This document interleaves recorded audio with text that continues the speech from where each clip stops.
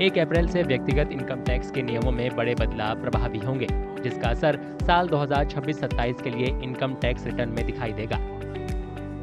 नई टैक्स व्यवस्था चुनने वाले व्यक्तियों के लिए टैक्स फ्री आय की सीमा 7 लाख रुपए से बढ़ाकर 12 लाख रुपए कर दी गई है। वित्त विधेयक 2025 के अनुसार 12 लाख रुपए तक की आय वाले व्यक्तियों को अब इनकम टैक्स देने की जरूरत नहीं होगी। Biggest bonanza which the finance minister has given in this budget is increasing the threshold limit up to rupees 12 lakhs. So any income which is earned after 1st April 2025, it is up to rupees 12 lakh rupees, no tax. That's the biggest concession. And then the rate restructuring which has been done up to 4 lakh rupees, no tax, 4 to 8, 5%, 8 to 12, 10%, and then 15%.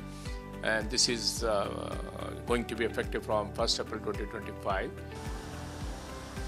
पहले नई व्यवस्था के तहत 12 लाख रुपए की income वाले व्यक्तियों को 80,000 रुपए टैक्स देना पड़ता था। अब वेतनभोगी व्यक्तियों को भी 75,000 रुपए की मानक कटौती मिलेगी, जिससे वित्त वर्ष 2025-26 के लिए टैक्स फ्री इनकम सीमा प्रभावी रूप से 12,75,000 रुपए हो जाएगी। In case of a salaried employee, there is a benefit of the standard deduction of 75,000 rupees.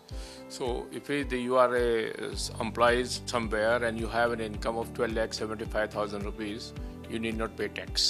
But however, you need to still file the tax returns, because the tax law says if your income is above 4 lakh rupees, you are supposed to file the tax return, but you will get a rebate of 60,000 rupees, and that your liability will be nil. So that's an additional advantage which has been given. इसके अलावा वित्त विधेयक 2025 ने संपत्ति किराए पर TDS छूट सीमा को आसान बनाते हुए इसे 2,40,000 रुपए से बढ़ाकर 6 लाख रुपए सालाना कर दिया है, जो 1 अप्रैल से प्रभावी होगा।